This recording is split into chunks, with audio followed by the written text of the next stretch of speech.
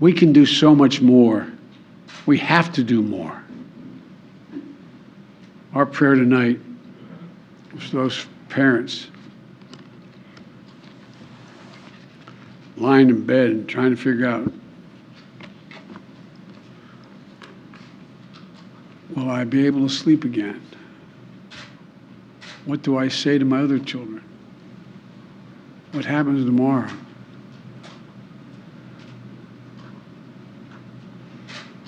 May God bless the loss of innocent life on this sad day. As a nation, we have to ask, when in God's name are we going to stand up to the gun lobby?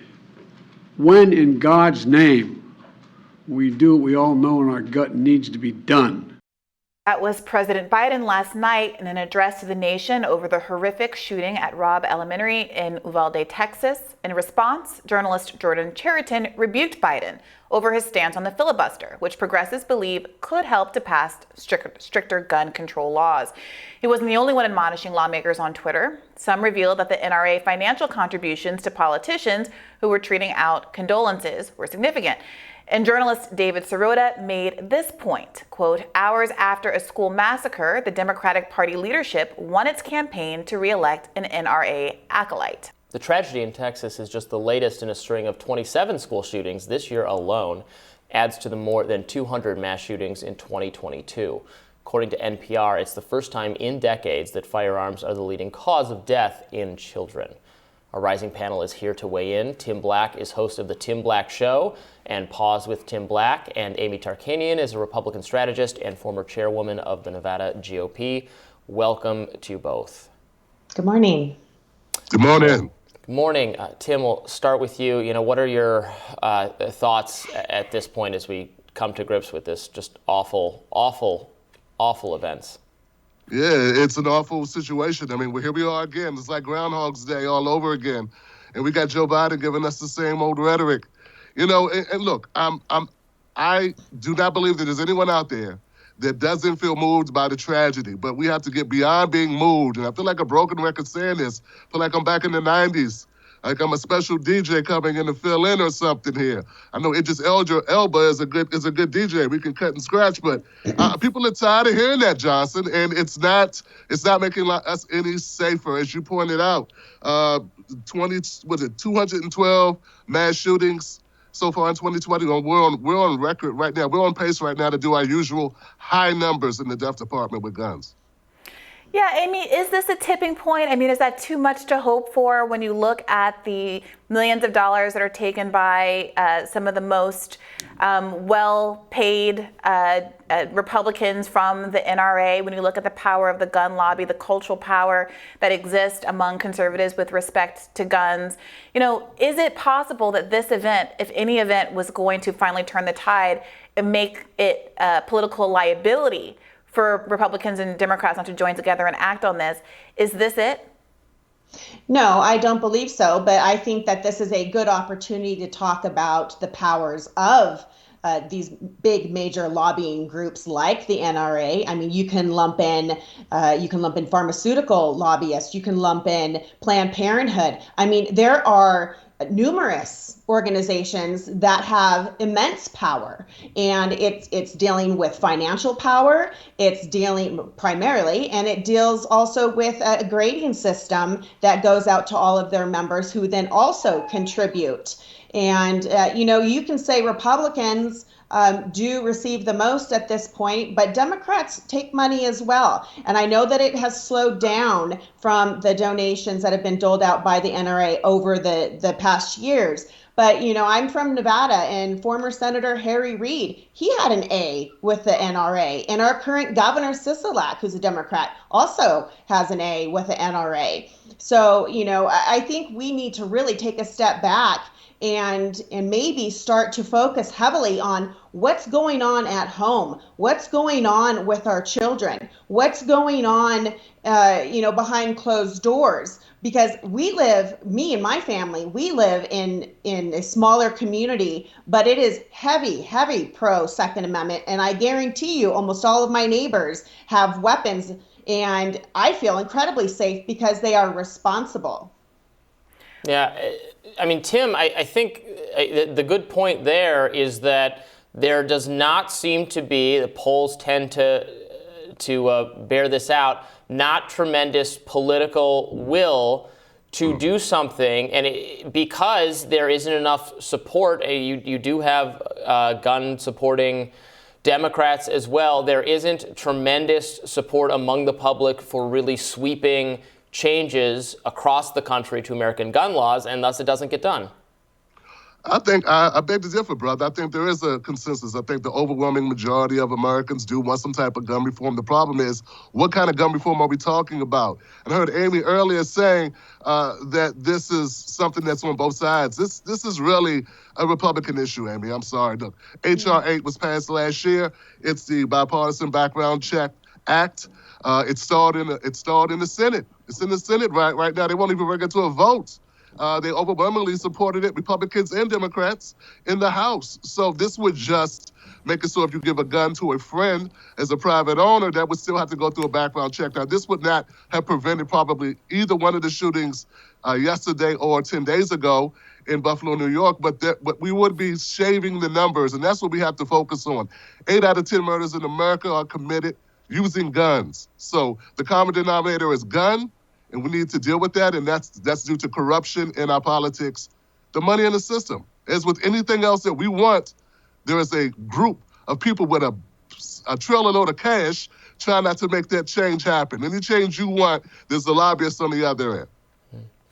I believe that the shooter in the recent one prior to yesterday actually did pass a background check, and it didn't stop that individual. And we still don't know how this individual, this 18-year-old, was able to get the gun that he used. And so, we're now jumping to conclusions, which is also a problem in a Groundhog Day event.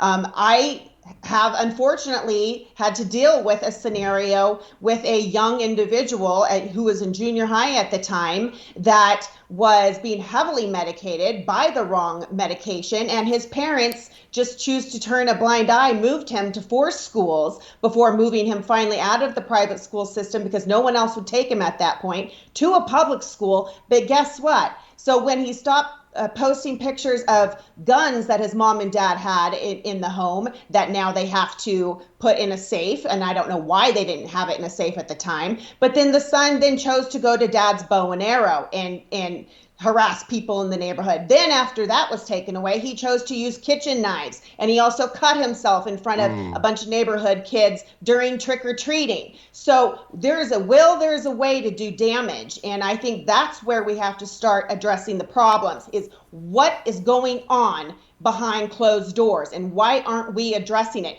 We could sit there and talk about we're all in this together with COVID till we're blue in the face and put out all of these wonderful announcements on how to help one another and to cover your mouth. Why aren't we trying to address mental health in conjunction with making sure that there's gun safety? Well, Amy, what would you like to see done with respect to mental health? I mean, the situation you described seems like one where the parents did thankfully lock up their guns, and as a consequence, although the child tried to cause harm, that harm was limited and constrained by the power of the weapons that he had at his disposal. But what is the underlying solution that you see for the mental health crisis? Is it extending some kind of health care to all through a Medicare for All style system? I mean, what do you have in mind if the issue really is at home? I feel like there are a lot of parents right now that are overwhelmed and they're not sure which resources are available to them. And I think that, here in Nevada, unfortunately, we've had to make some major cutbacks in the medical health industry, which is unfortunate. And we don't have facilities, especially for young people. There's not enough beds. There's not enough doctors. There's not enough therapists to go around. And so these parents, pretty much in this same scenario, they were just going to work and hoping that their son would stay home when he got home from school and behave like a normal person. But I would find him roaming around the neighborhood, like a deer in headlights because he was in the wrong medication. And the parents just didn't know how to take care of him. Oh, Amy, Wow. Amy, are we talking about one isolated incident concerning you and your neighborhood? I mean, we're losing the thread right now. Look, we have 40,000 No, that's going to be, 40,000 that's shootings. one amongst, I'm sure, thousands of parents who are Well, you just overwhelmed right dismissed, now with their children and with knowing how to respect, handle their situation, especially coming out of COVID. If you have kids like I do, I with witnessed respect. We're not families talking that about fell COVID. We're not apart talking about because COVID. of We're mental talking health. about, Amy, we're let's talking about give guns, Tim a let chance. Tim respond now. Guns. We're talking about guns, Amy. Let's get back to the gun part where 8 out of 10 murders are committed with guns. So we got to look at guns. I mean, I'd rather not look at guns, but we got to look at guns. I mean, if it was 8 out of 10 murders were caused by semi-trucks, we'd be looking at semi-trucks. So we got to look at guns and how people access them. And we know not one thing will be the defining moment that kills or gets rid of all shootings. But we have to trim around the edges, Amy. These are lives that we're talking about. So So how are background you checks. going to stop those who get the guns illegally from creating these atrocious crimes? You're not. Illegally? And so Well, I would like to have listen, my you CCW asked to me a stop question. that You asked individual. me a Look, question. I'd like to answer you. I would say I agree with you. We do need mental health. We need mental health care. It's good to hear that we have a Republican that wants universal health care. All right, guys, let's form hands. Let's just do a kumbaya. This is great. So let's get you out here, and you and I can work together on giving us medical care. You know, Biden said he has just left a foreign country, and they have people with mental health problems. Why don't they have as many shootings? I agree with him. The problem is we don't have free access. So let's give access. Car crashes do kill a lot of people, though. By the way, you mentioned you said earlier truck crash. There are it's I think it was comparable for most, and now I think it might be more gun deaths than car deaths. Well, now the number one, too. the cause of death for kids is gun death. So I think there does need to be a conversation about that. Well, so we wanted to get to, amid the heated debate over gun violence in the U.S., journalist, a friend of the show, Zaid Jilani, tweeted that most gun deaths are actually suicides, not homicides, which is true. And most gun homicides are with handguns, not rifles. Gun homicides are concentrated in neighborhoods more so than entire cities, and gun homicides have gone up since summer 2020. Media has a role to play in setting facts in contentious debates, and I think that is useful information to keep in mind, because the mass school shootings, because innocent children being blown away, it captures our attention, and it should, but is not actually representative of the kind of the common case of gun violence in the country, which is either suicides or one-off murders with handguns, often related to crime or domestic abuse or something else, which is maybe a more it's a different problem. I don't know if it's more addressable or less addressable than what we see with something like this. What are your thoughts on that, Amy? Well, I think that, yes, once again, I'll go back to the beginnings of COVID. We did see an uptick in depression amongst younger people, not just in adults, but in younger people. And so I know several families who have had to reach out and find therapists. And at the time, there was no therapist that would see you face to face because of, social distancing. And so they were trying to find help on telehealth. I know numbers of parents who were trying to find places to send their kids to go and get the help that they needed, because depression is real and it was heavy, and they didn't know how to cope without going throughout their regular day-to-day lives, at not being amongst their friends, their peers, their schools, their sports. And it is a problem. And I know that there have been a number of children who have attempted suicide, whether if that was with a knife or a gun. It is real. Now, in order to stop these school shootings, I think we do need to take a hard look at where is the money being spent. I think really we need to focus on the single point entry where you buzz people in. I mean, I'm not allowed to step on my son's campus unless I've been given permission, even just to drop him off and pick him up. I'm not allowed to pass the gates. And I'm grateful for that.